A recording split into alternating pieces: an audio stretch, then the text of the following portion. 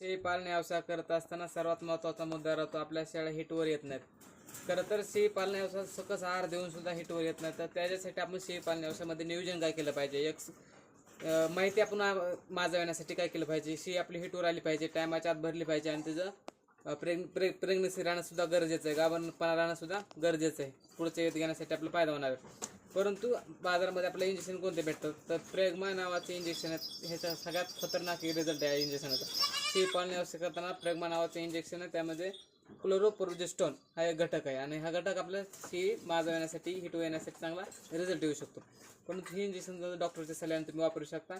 तर अंदाजा कशाला 0.5 ml तरी दिलं तर काय हरकत नाही. 2 ml इंजेक्शन यामध्ये येतं, एकाच आपल्या 4 शेळ्याचा भाग होऊ शकतो. किंवा जर मोठी शेळी असेल तर 1 ml सुद्धा डोस दिला जातो. डॉक्टर सल्ल्याने या इंजेक्शनचा वापर करू शकता. परंतु शेळी माजवण्यासाठी हे इंजेक्शनचा वापर करा. खाद्यामध्ये आपलं सोयाबीन, शेंगदाणा पेंड आणि खनिज मिश्रणाचा वापर करू शकता. शेळी पालनाचा व्यवसाय करत असताना हाच आवडा उद्देश आहे आणि हेच महत्त्वाचे मुद्दे आहेत.